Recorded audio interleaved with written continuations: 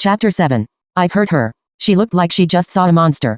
Yes, she did. A senti monster. If I wrote this after season 3, you bet I would have made him a senti. But it was okay, because I really was a monster. I took a deep breath and apologized for everything. She was looking at me in shock. Earth to Marinette? I don't know what to say. Is this a prank? No, it isn't. I laughed as I said that. I knew why she thought that this could be a prank, but it wasn't. I hugged her, almost squeezed her. Girl, get the fuck off her. We pulled off the hug, looking into each other's eyes. I was completely lost in her beauty. I don't know why I called her ugly before. I don't know why I bullied her. I have no idea. Literally. I wanted to kiss her, but that could leave her completely confused and maybe mad, so I didn't kiss her. Girl, what are you saying? Her eyes were probably the most beautiful ones I've ever seen. So blue, like the summer sky. They looked like precious diamonds. They were also slightly puffy, because she was crying. How could I leave those eyes alone, crying like there's no tomorrow? I couldn't resist. I pressed my lips against hers. Girl, you need to be taught consent. This can't go on. Like it's the second time he kisses someone without consent. This was so wrong, but it felt so right for me. Kissing without consent felt so right for you? Freak. It was just a peck, but all I knew was that I fell for her. Who would imagine that? But guess what? She didn't kiss back. Oh yeah, who would have thought? She didn't ask you to kiss, you can't. She don't want you, stop harassing her. She gently pushed me away, awkwardly. I felt like the world's biggest idiot. Well, you should. Mary's POV. When he kissed me, my heart started beating faster than ever. My hands were almost shaking. So confused, I just pushed him away and ran back home. Yeah baby, you should kick him in the balls. And hit him with your car. Chapter 8. I cried for the next 2 hours. I was so confused. Oh, I will beat his ass. Marinette, you should go for a walk. That will make you feel better. You'll get some fresh air, too. Maybe you're right. Marinette went out and thought about everything that had happened in her life so far. She didn't know how she was still alive after her parents' death, her bullies, fake friends who had hurt her back in her childhood, Adrian. Why was she thinking about him? She didn't know either. She was confused. How he bullied her, his sudden gentleness, how he hugged her, how he kissed her. That was a mistake. Yeah, get a restraining order. A creep trying to kiss you is the last thing you need. When she got back home, Tiki had fallen asleep. Marinette texted Alia and Emma and told them everything that had happened that day. They both reacted just like Marinette thought they would. They were screaming, telling her that they were going to punch Adrian for that kiss. OMG, me too. Love them. Adrian thought about what he did for the next 2 days. He hadn't spoken to Marinette. She thought he was avoiding her. Marinette started thinking that everyone hated her. So she started hating on herself too. Every day she was looking at the mirror, calling herself words and crying. Tiki tried to cheer her up. It wasn't too late. Marinette, wake up. There's an Akuma. Oh yeah, sure. She really didn't want to save Paris again. She just wanted to get some rest. But anyway, she transformed and waited for Chat Noir. Waited? That's not what she does in the show. Hold on. Lady. What's wrong? L. Nothing's wrong. I'm fine. Ladybug. L. Oh, there's an Akuma. Let's go. Ladybug, wait. Chat Noir's POV. Ladybug looks super upset these days, just like Marinette. I need to do something for those girls. But first things first, I need to tell Emma that I've changed. Changed what? Panties? I hope Chloe bitch won't hurt Mary ever again. I'll be there for her. Chapter 9. Chat and Ladybug saved the city. Chloe was akumatized once again. This time it was pretty hard. Marinette was really tired and Adrian was lost in his thoughts. The last thing he wanted to do was to go and fight with an akumatized Chloe. Bye-bye, little butterfly. She stared at the butterfly. It looked like it was about to die. It could barely fly. It reached the ground, and then it didn't move. Chat Noir was just staring at Ladybug while she was looking at the slowly dying butterfly. Her eyes puffy. She grabbed Chat and hugged him tightly. His eyes started to tear up, too. He wondered why she had such a delicate soul. It hurt seeing her like that. They continued to hug, until they stopped crying. It was pretty late, so they just au revoired each other and went back home. Marinette threw herself on her bed and immediately fell asleep. Tiki fell asleep on her chest. She could hear how her heart was beating. It was like a lullaby. It was so calming. Adrian fell asleep on the floor. He didn't even seem to care. He was dreaming about his mother. That made him sob. He wanted his mother to cuddle him and tell him bedtime stories. OMG, not the little boy grieving to bully trope. He was thinking like a little kid, but since his mother had disappeared since he was a kid, he didn't have any compassion. A hug when he was sad. He had only his father mocking him and telling him what to do. And still no Gabriel lines. His father didn't give a damn about Emma, since she never listened. She was always speaking up, fighting with her father and just living her life the way she wanted. He remembers when his father was ripping pictures and drawings of his wife, ungrateful for what she said to him, all her beautiful words before she disappeared. He thought she wanted to break up with him and that she was a slut, so that was the reason she left. But no. Help? Adrian tonight his mom was a slut? He didn't know. He's so unhinged. What the hell have I created? He never knew. And he would never, ever know why. He remembers when his father was drunk, breaking glass and destroying the house like a psycho. Nathalie always there to clean up. The next morning as he woke up, he didn't want to face him. That monster, his father. He wanted to get to school unnoticed, but he didn't manage to. Nathalie caught him. He wanted to be a bad kid again but he didn't. He just followed the rules. When he got to school, he saw Marinette sitting on the stairs. She looked upset. Hey, hi Marinette, are you okay? Yeah, I'm fine. He was about to ask her if she's sure she's okay, when Emma interrupted them. She looked at Adrian with a frozen look and said, are you here to hurt Marinette again? Adrian was confused, until he realized he had forgotten to apologize to his sister. Emma, he cleared his throat. Can we talk, privately? She looked at him scared. She thought he would hurt her. Little did she know. His apologizes made her cry a little. Before she even opened her mouth to say hi to Marinette, Alia saw Emma and Adrian hugging in a corner. She was shocked. Ah, what is that? Finally, sibling love. She laughed a little, her laugh fake as well. Pretty half-assed apology but okay. Adrian, redeem yourself, I believe in you kinda. Chapter 10. Mary's POV. That stupid alarm rang again. It was 5 a.m. Why so early? I decided to get ready for school. However, I didn't really want to be early because Chloe would be there so she would make me feel uncomfortable like always. I wanted to avoid that. But that was impossible. I even got a message from Chloe. She called me fat. I stared at the message for a while and then looked at the mirror. Am I fat? I don't really know. I guess I am. Girl, shut the fuck up. I didn't eat breakfast. Tiki was worried, telling me that I was really skinny, but I didn't listen to her. I put on baggy pants and a hoodie, so it would cover up any fatness, and I left my hair loose. Cover up any fatness? What? My eyes were kind of red and I had terrible dark circles. I really wanted to discover makeup and start wearing it every day. But who cares? Then I opened my phone again. I received a message from Adrian. He said good morning with a heart. I started shaking my head. He sent me a heart. Was I dreaming? I immediately replied good morning, with no heart emoji. I looked at the clock. It was still quite early but I knew I would be late anyway because it was a 30-minute walk. It's literally not. Doesn't she live near the school? What school she going to? We'll never know. On my way to school, I saw Emma coming towards me. I didn't even notice her. Guess I was dreaming about Adrian again. Wait, Adrian? Why was I thinking about him? Yeah, why were you thinking about him? Probably thinking about what a creep he is. Emma's POV.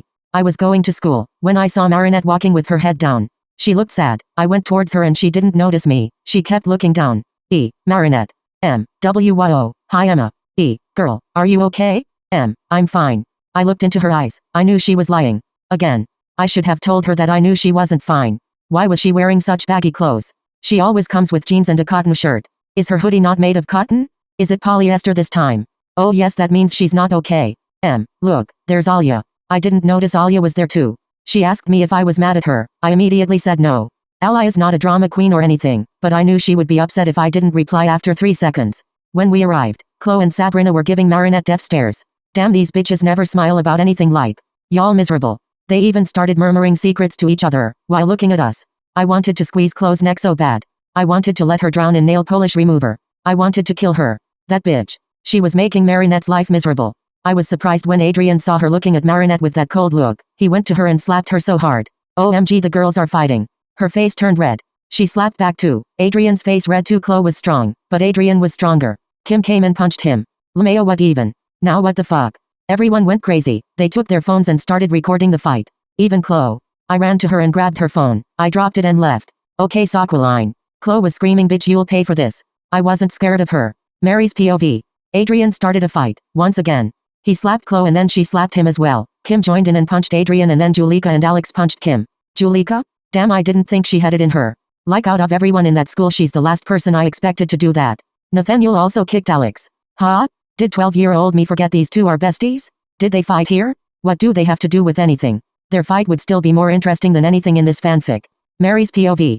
By watching all that I started getting dizzy. Tears ran down my cheeks and then I closed my eyes, reaching the ground. I could hear voices. I could hear Adrian saying my name, Emma crying, Alia screaming, Tiki whispering in my ear it will be okay. Y'all barely got to school like 7 a.m. and you're this mad. What are they drinking? And where are the teachers? Can't y'all just go to class and have a normal day? You really don't have to go all euphoria like. Sam Levinson should credit me for euphoria's concept. I did it first. Chapter 11. Still Mary's POV. Everyone had stopped fighting. They were trying to help me. After that, everything was a blur. I woke up a few moments later that seemed like ages, having a terrible headache. I was lying on a hospital bed. Emma, Alia, Adrian and Nino were there. The first thing I heard was Adrian saying no, I don't. He was talking with Nino. Were they talking about me? Nino's POV. Marinette had fainted so we took her to the hospital. Adrian had stopped bullying Marinette for weeks now. It looked like he even started to like her. I asked him if he had feelings for her but he said he didn't. I looked at Marinette. She had finally opened her eyes. But what if she was awake this whole time, listening to our conversation with Adrian? Who knows, she'd may be heartbroken. Then I looked back at Adrian. She was staring at her like she was his everything. I was sure that he liked her. Alia winked at me and whispered, Nino, I have to tell you something. We went to a corner to talk privately. Adrian kept looking at Marinette. Alia told me that Marinette had a slight crush on Adrian, and that it could become even bigger day by day. We'd see. Adrian's POV. Nino and Alia were gone for the last 20 minutes. That means I was looking at Mary all that time. Oh damn, she was cute even in that simple white shirt. Why the fuck did these so-called friends leave Marinette with the creep? I noticed Emma looking at me and then back at Mary. I smiled to my sister as she hugged me. I couldn't imagine how it was like to see your best friend being like that. On the hospital bed, she started to cry. Nino and Alia came back and asked what was going on. Huh? Marinette in dying or something? Can y'all read the room? I explained to them how emotional Emma can be in these types of situations. A doctor stepped into the room. He told us that Marinette hadn't eaten since yesterday. That was the reason she fainted, and probably got dizzy, and we just didn't notice. I left out a sigh in relief. It wasn't that serious. Marinette woke up. A nurse came holding a bowl with pasta. Marinette needed to eat something, but she refused to eat it. But the nurse managed to feed her. Marinette started to cry after the nurse left. We could hear her even from so far away. None of us wanted to leave Marinette, but we had to, because we had to go to school again to continue the lessons. Chloe was trying to flirt with me in every class. The bitch didn't stop following me. I just slapped her stupid face. Anyway, Emma and Alia seemed sad. Chloe knew that Marinette was at the hospital and she was saying I hope Marinette dies and shit like that all the time. What the fuck? Why is she such a hater? OMG. Chapter 12. Emma's POV. It was 11 a.m., right after we visited Marinette at the hospital. Chloe was definitely planning something. We saw her looking at us with ice knives. Also, she was whispering something to Sabrina while looking at me and Alia. Ice knives? We were just so mad, and Chloe was making it worse. We just hoped Marinette would be okay. Also, there was an Akuma near our school, so we were all sent home. Well, except me and Alia. She just wanted to live stream on the Ladyblog. I had to stay with her to make sure she was okay. We saw Chat Noir passing by, but Ladybug didn't show up for some reason. Chat Adrian's POV. Ladybug didn't show up to help. It was the first time. I had to go to Master Fu to give me another miraculous which I could lend to someone I trust, just to help me. Oh, Master Fu treats Adrian better in this fanfic than he does in the show. I saw Alia looking at her phone and Emma fixing her nails. I grabbed her by her arm and explained everything. Only if she knew her brother was Chat Noir. I gave her the dog Miraculous. She transformed and got excited. She even called herself Ladypuppy. Girl, I'm not going to say it. Forgive me, I was 11. She tried to slip away from me and go to Alia, but I didn't let her. It was so much harder without Ladybug, but Emma managed to capture the Akuma anyway. After the fight, I tried to make her give me the Miraculous back, but she wanted to keep it. I literally detransformed in front of her. She was left in shock. She shouted at me. I knew she would be disappointed. I can't believe I accidentally revealed myself. You actually did it on purpose, but okay. Emma was the first person who knew about me being Chat Noir, and hopefully the last one. I wanted to tell her how disappointed I was for myself too, but she unexpectedly hugged me, whispering I'm proud of you. I wasn't listening to what she was saying this whole time. I was just lost in my thoughts. I was just surprised she was proud instead of disappointed. I hope Ladybug will react in the same way. Didn't you just say Emma would be the first and hopefully last person to know? Why did you contradict yourself? Mary's POV. I finally left the hospital. The nurse told me to eat, but I fucking did not want to. Okay, Ed Queen. But my parents wouldn't let me to skip meals, so I gave up. Hold on. Grammar mistake aside. Your parents are dead. What do you mean they wouldn't let you? Like they wouldn't let you if they were alive? Did I forget they were dead writing that? I lay on my bed, thinking about Adrian again. I admit it, I think I have a crush on him. But why? He's so handsome, so cute. He may have bullied me, but he changed. Changed what? Panties? Girl, no, you can date a sister instead. Like she been here for you since day one. It took a while for me to notice those two glowing green eyes, looking at me from outside then window. Not him stalking her now, I just stay shitting on him. I opened and he jumped in. He kissed my hand and started making puns. Hey princess. How are you feline? You look awesome by the way. I'm about to throw up. I was just giggling, until he got serious. Oh, I heard that you were at the hospital today. What happened? Nothing happened. Come on, princess. Tell me. I won't tell anyone. Cat's honor. Girl, drop it. Leave her alone. Marinette. Hit him with your car. I wanted to tell him everything, but I barely knew him. Right. So hit him with your car. We save Paris together every day, but that's all. Can I trust him? No. He was stalking you. Hit him with your car. I replied without thinking. I swear nothing happened. Also, I think you should leave now. Goodbye, Chat. Yes, kick him out. I pushed him off the window. What did I just do? I'm a horrible person. Girl, no, you did the right thing. You have boundaries and he should respect them. He wanted to help me. For the next 2 hours, I lay on my bed, not sleeping but crying. Crying over having boundaries? Girl, shut up. Chapter 13. Still Mary's POV. I woke up and got dressed for school. I grabbed a cereal bar and bit it. I'm quitting this let's not eat thingy. I don't wanna be a skeleton anyway. Recovery queen. I still can't believe that I told Chat to leave last night, instead of telling him the truth. But I wasn't ready to tell him anyway. A month later things were better. Marinette knew she wasn't fat and was comfortable with her body. Adrian became closer with Marinette. Her crush for him was growing. Plus he visited her as Chat Noir several times. You mean stalked her as Chat Noir? She was also more cheerful when she was fighting Acumus with Chat Noir. It was a month full of happiness for Marinette. She felt like she had her life back again. Except that Chloe was still bullying her with no limit. It was November. The weather was becoming colder every time Marinette was sad. She was crying less than before though, and that was good. Yes, healing queen. Until Marinette realized that she should tell Adrian her feelings. How she really felt about him, that she loved him. She was stressed. She was shaking with the thought of Adrian rejecting her. But Alia and Emma wanted her to tell him her feelings. They felt like it was the right time, because they had been so close those days. It was Monday. Marinette was sweating. She couldn't even think. She wasn't ready to confess, but she had to. Alia and Emma were hoping that she wouldn't chicken out. Mary's POV. I was shaking. Emma told Adrian that I had something important to tell him. Adrian ran to me, giving me those sweet eyes. I wanted to hug and kiss him so bad. My mind was about to blow. So I prayed that he wouldn't reject my feelings for him. Hi Adrian. Hi Mary. Emma told me that you wanted to tell me something important. What's it? You know, since you stopped bullying me, I've liked you. I took a deep breath. LMAO what? Since you stopped bullying me? What the fuck is this? I can't take anything seriously. Listen Mary, I